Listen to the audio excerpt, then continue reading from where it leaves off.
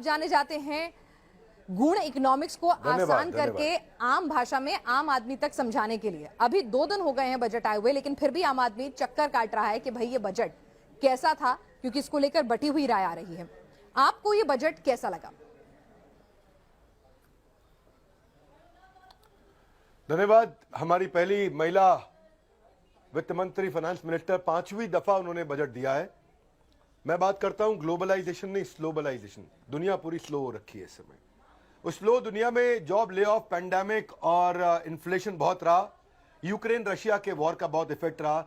America के अंदर 0.5% से 4.5% तक जो है इंटरेस्ट रेट लगातार बढ़ता रहा है।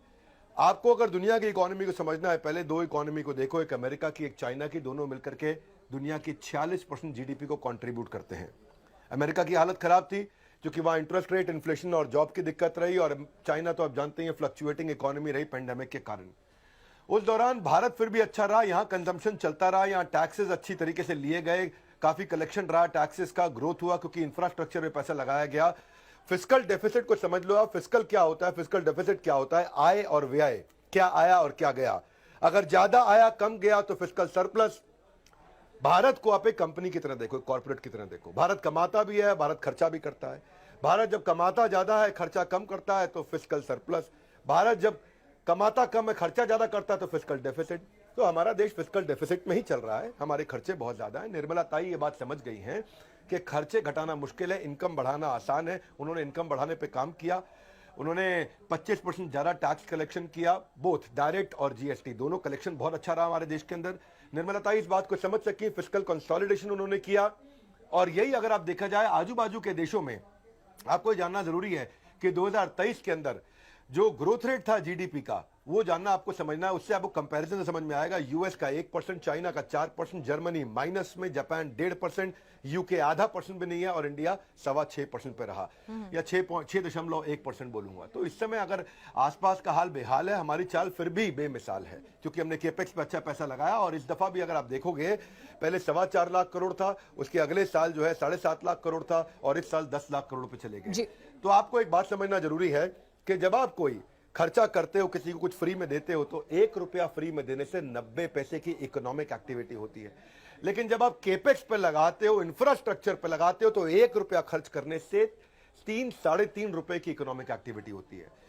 तो जब आप कर्जे में डूब रहे हो तो वो भी समझना है कि 2 प्रकार के कर्जे हैं। एक फालतू बांट देने के कारण कर्जा चढ़ गया आपके ऊपर, और एक ऐसा कर्जा चढ़ा जो आपको कमा के देगा। तो हमारी सरकार उस विषय में बुद्धिमान रही है। उन्होंने वो कर्जा चढ़ाया है जो हमारे को कमाई देगा। पीछे कोविड को अच्छा संभाला ही संभाला है। जैसे कि मैं बोल चुका हूं कि जीएसटी टैक्स कलेक्शन जो था 10.5 लाख करोड़ से 13.5 लाख करोड़ पहुंच गया। 25% ज्यादा कलेक्शन किया, कमाई करी है। वरना श्रीलंका को देख लेते आप, श्रीलंका की हालत बहुत खराब थी, उनका राष्ट्रपति भाग गया। आपने देखा श्रीलंका के अंदर 302% इन्फ्लेशन रहा।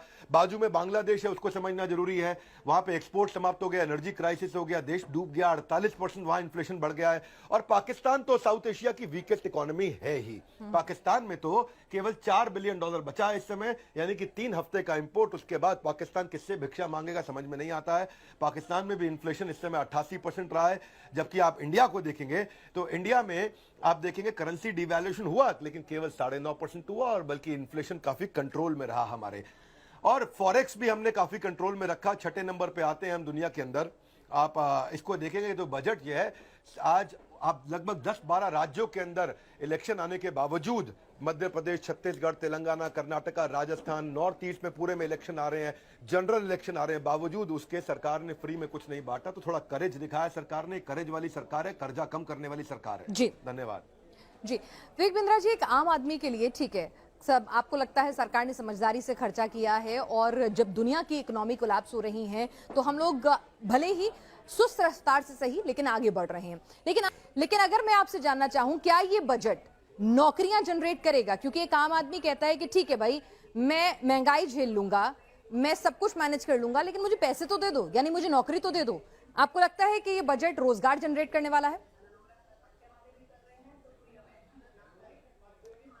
देखिए, बजट रोजगार तब जनरेट करता है जब 2 जगह पैसा लगाया जाए, एक एमएसएमई और एक इंफ्रास्ट्रक्चर। इंफ्रास्ट्रक्चर पर लगाया गया, उससे सर्टेन रूप से इंपैक्ट आएगा। एमएसएमई हमारे देश में छोटा व्यापारी 13 करोड़ है। ये वो है जो 45% मैन्युफैक्चरिंग कर रहा है हमारे देश का। ये वो है जो जीडीपी को 30% कंट्रीब्यूट कर रहा है, 50% का लक्ष्य रखा गया है। ये वो है जो हमारे देश में 40% एक्सपोर्ट कर रहा है। छोटा व्यापारी ही है जो 95% इंडस्ट्रियल यूनिट बनाता है। तो जो भी रोजगार होगा, आज छोटे व्यापारी 40% लोगों को रोजगार दे रहे हैं हमारे देश के अंदर। तो जो भी होगा वो यही दो जगह से होगा, एक एमएसएमई से और एक इंफ्रास्ट्रक्चर से। हाँ, अब ये है कि इसमें इन्होंने ईसीएलजीएस पे काम किया है, लगभग ईसीएलजीएस को इन्होंने एक्सटेंड कर दिया है, जो कि क्रेडिट लाइन गारंटी स्कीम होती है, जिसका 89% छोटा व्यापारी फायदा उठाता है। छोटे व्यापारी ईमानदार है, वापस करना चाहता है पैसा, लेकिन उसकी कोई मदद नहीं करता क्योंकि उसका पैसा बाजार में फंस जाता है। आप जानते हैं आज रॉ मटेरियल महंगा हो गया, क्रूड ऑयल महंगा हो गया, सब जगह इस्तेमाल होता है क्रूड ऑयल। क्रूड ऑयल का इस्तेमाल कंस्ट्रक्शन में, रोड में, केमिकल में, डाई में होता है। तो छोटे व्यापारी को मदद की जरूरत है, जिसके लिए स्टील प्राइस, कमोडिटी सब महंगा होता चला जा रहा है। और लेकिन उसकी पेमेंट डिले हो जाती है बाजार में, उसको कोई पेमेंट टाइम से वापस नहीं करता, उसका रोटेशन फंस जाता है, उसका साइकिल फंस जाता है। एमएसएमई समाधान योजना भी उस पर अच्छा काम नहीं कर पा रही है। एमएसएमई समाधान योजना भी काफी वीक रही है। बैंक की इंटरेस्ट और ईएमआई चलती रहती है, उसका धंधे में इंटरेस्ट खत्म हो जाता है। तो इसलिए छोटे व्यापारी के लिए मैं कहूंगा, जैसे चेक बाउंस के लिए सरकार ने एक बड़ी अच्छी स्कीम निकाली थी कि चेक बाउंस होते ही क्रिमिनल ऑफेंस है, ऐसे ही छोटे व्यापारी की पेमेंट कोई अगर बड़ा कॉर्पोरेट डिले कर दे तो उसको भी अगर क्रिमिनल ऑफेंस बना दिया जाए, छोटे व्यापारी ठीक हो जाएगा तो नौकरी अपने आप मिलने लग जाएगी। आज कितना बड़ा जीएसटी कलेक्शन वहां से हो ही रहा है हमारे देश में।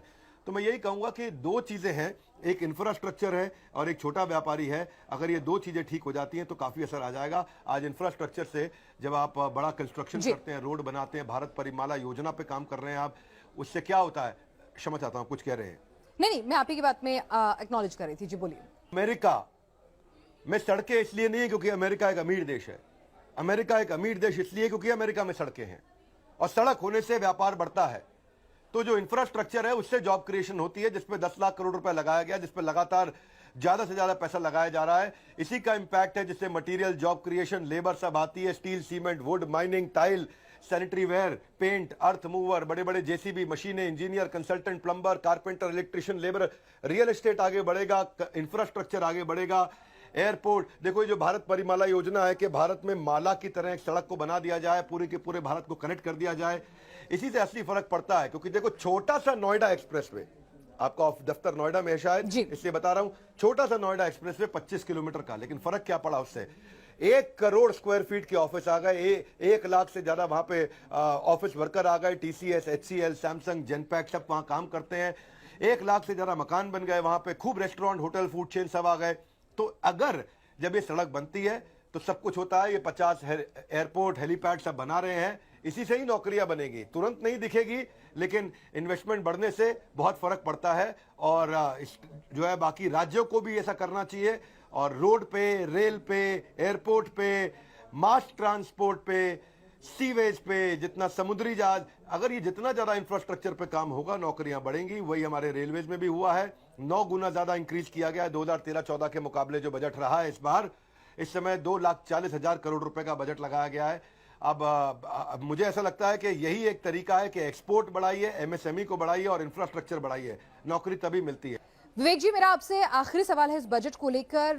ब्रेन ड्रेन हिंदुस्तान से एक बड़ी दिक्कत है, एक बड़ी समस्या है, और उसको लेकर अगर एजुकेशनल सेक्टर में कई बार लोगों की शिकायत रहती है कि बहुत ज्यादा काम नहीं करती हैं सरकारें, जितना काम होना चाहिए, कहीं ना कहीं कमी रहती है। आप कैसे देखेंगे इस बजट को एजुकेशन सेक्टर के लिहाज से? आप हेल्थ और एजुकेशन दोनों के लिए पूछ रहे हैं? हेल्थ भी। हेल्थ हमने कोविड में देखा, हमारा सिस्टम कोलैप्स कर गया। हालांकि कई बड़े डेवलप्ड कंट्रीज का भी सिस्टम कोलैप्स करा था, लेकिन तब हमें महसूस हुआ था कि हाँ, कहीं ना कहीं हमें हेल्थ पे बहुत एक जिसे कहते हैं बुलेट की रफ्तार से काम करने की जरूरत है। वो सब चीजें आपको इस बजट में नजर आती हैं? उनको लेकर कोई योजना, कोई सोच? जी। देखिए, हेल्थ केयर एक इकोनॉमी के लिए बड़ी इंपॉर्टेंट है। आज हमारे देश में 50 लाख नौकरियां दे पा रहा है हेल्थ केयर, और ज्यादा किया जा सकता था। एम्बुलेंस ड्राइवर, नर्सेज, डॉक्टर्स को। हमारा देश 45वीं रैंक पे है 190 देशों के अंदर। पहले ये समझ लीजिए, हमारे देश को 20,70,000 डॉक्टर चाहिए, लेकिन हमारे पास केवल 8.5 लाख डॉक्टर हैं। चाहिए 20 लाख है हमको। आज सरकारी अस्पताल में WHO बोलता है एक डॉक्टर 1,000 पेशेंट देखना चाहिए, लेकिन हमारे यहाँ एक डॉक्टर 11,000 पेशेंट देखता है।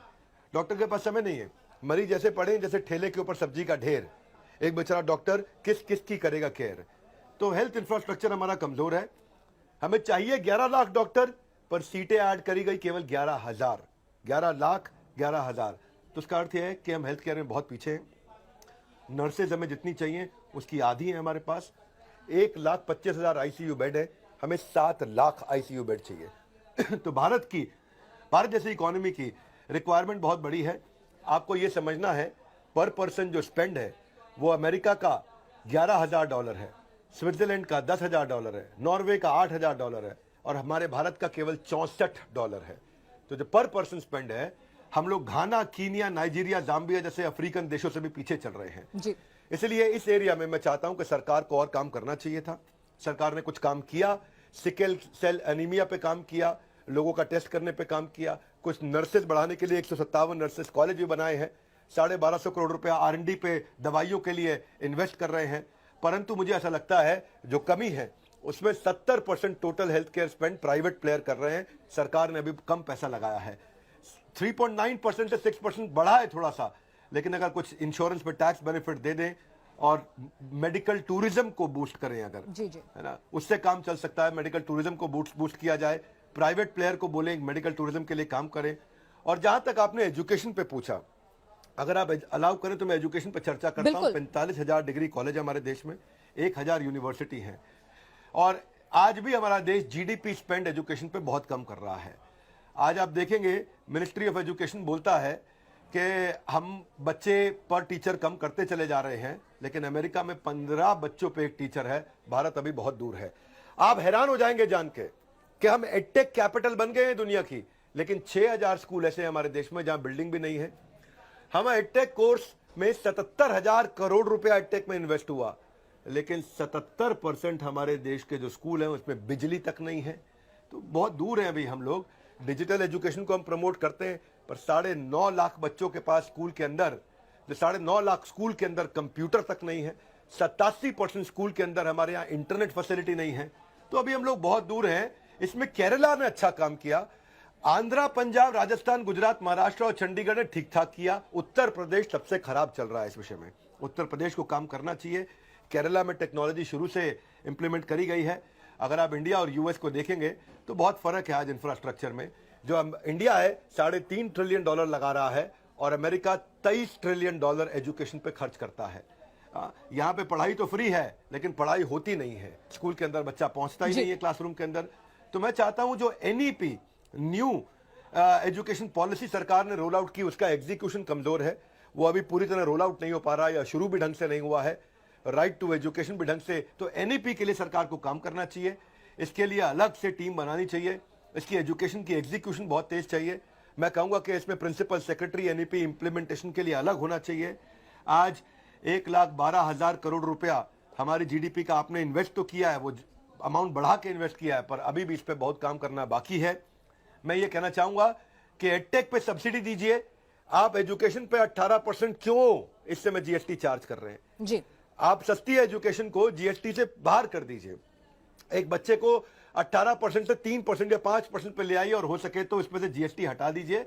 और बल्कि एक आदमी अगर खुद से पैसा लगाना चाहता है अपस्किलिंग के लिए, उसको टैक्स बेनिफिट दीजिए। बहुत से कोर्सेज मिल रहे हैं बाजार में, बहुत सारी कंपनीज दे रही हैं। अगर वो अपने कोर्स पे इन्वेस्ट करता है तो उसको 80C की तरह टैक्स में अगर बेनिफिट दे तो उससे बहुत फायदा होगा। चलिए, तो थोड़ा है और थोड़े की जरूरत है, कुछ खट्टा कुछ मीठा, कुल मिलाकर एक progressive budget doctor Vivek Bindra की नजर में इस सरकार का उन्हें नजर आया। डॉक्टर बिंद्रा, न्यूज नेशन पर आने के लिए आपका बहुत बहुत शुक्रिया।